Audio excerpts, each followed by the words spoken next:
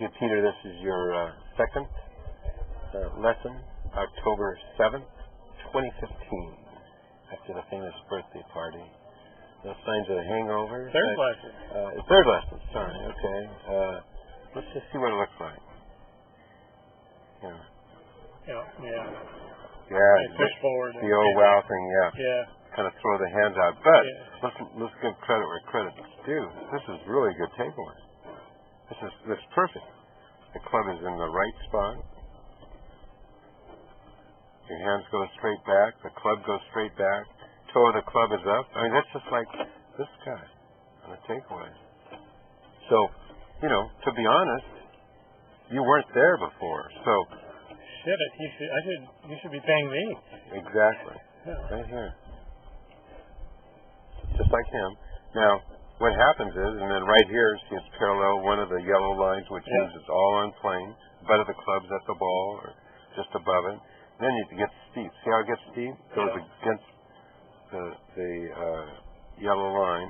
And then I start correcting it. So you got it in here nicely, then you get it steep, and then you dump it over here like that. Yeah. Yeah. So, but I don't think we got to this point before. But anyway, then see the butt of the club does a nice job.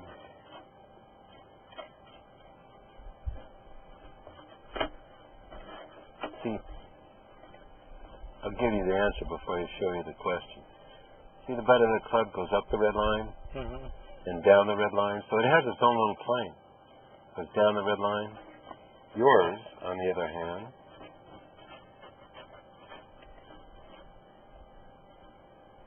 it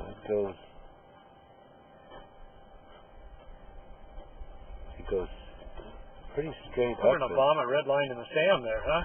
And I crossed it and said, oh well, let's just then kumbaya and everything's good. No political statements here. It's being recorded. So this isn't too bad here, Peter. Yeah. But watch the butt of the club. Now it goes from there. And then I start.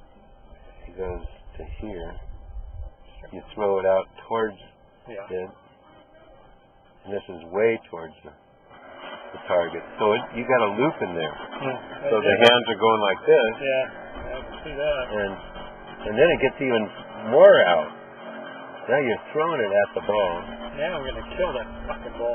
Put a slice in it. This is being recorded. Watch your language. There may be some young people looking at this YouTube thing. So your hands are here. Now watch the club head. It gets outside the plane, outside your hands. Now the club can only go out to in, which means it sets up for like a pull. And then you're a good athlete. Your body goes, I'm going to pull, so you leave the club face open and it slices back into the middle of the fairway. So you're developing non-release of the club head because you've got this pull. I've done that for years. So instead of fixing the non-release of the club head, let's fix the cause, which is the club flying out here. Yeah. And the loop of the hands like this. Now let's see at impact. The good news is you got the left cheek is kind of against the back wall, so that's good. The hips out of the way. And the head is relatively still. That's what I was seeing without the camera. I mean, it's moving a bit. Like it moves. It moves forward. Right out of the gun, So you got the gimlet end, move the head towards the ball 2 inches. Now you got to move it back, which you do. A lot of extra movement. Then you come in, now it drops like an inch, and then you raise it. So the head is kind of bobbing around. We can eliminate that movement, not needed, and it confuses things.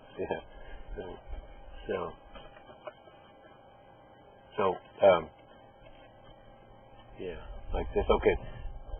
Then it comes to on plane. See it's like right on the yellow line. So that part is good. You retain your spine angle through impact. That's good. So those things are good.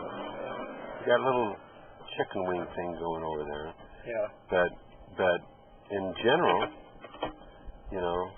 fixing from this way is we want to get the butt of the club just like this. We want the butt of the club up the red line and down the red line. That's your mission today. get that action. And now let's see from the other dimension. Yeah. There should be no surprises. Should see some head movement. So the grip looks pretty good. You know, that V could be more pointed here.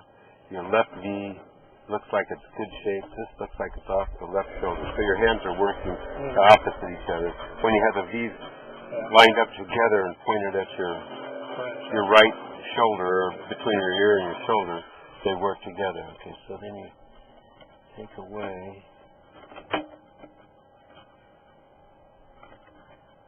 Did it? You know, it's actually pretty good action. Your shoulder's moving and it's driving the backswing. A lot of guys just pick it up with their hands. So you got that going for you. You know, this is nice. You're caving in the left knee. That's really good. You're right. I can't remember you having that before. But from here, you just shut down the rotation of the shoulders. You can still see that. Right shoulder. And looks like you're kind of outside your right foot, right? You should be having the weight here. So it almost looks like you're kind of out here, and it should be all in the instep. Yeah. And now the problem is now you got to rock forward. Okay, so we're not there yet, but let's just look at what this action is here, where we go. You know, this thing is kind of stacked. You know, and that angle should be like 8 degrees. That hip should go back instead of sliding. And then when you start down, it's probably like skiing or something, but in tennis, if you're going to the left, you would go this way. You roll this way and then go, right? You wouldn't go like this. So this thing rolls over. So the back foot at the start of the downswing rolls, then goes to the toe. And I can show you the Scott, but I guarantee that right knee leaves that mark early. Okay, I'll show you just a second. So then you come through, and you haven't really cleared the hips. You're just kind of holding on. You haven't rotated your arms because you don't want it to hook. Yeah. It's gonna be a pull anyway. I'll show you what this other guy looks like.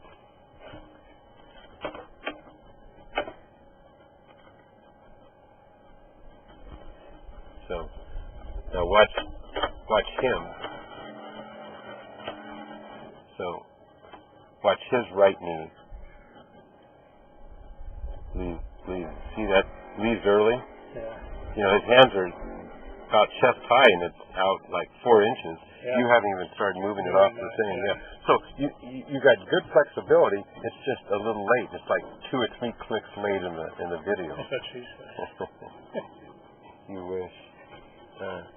So then at impact, look, that right knee is really almost banging into his left, which means his left hip gets out of the way, goes this direction,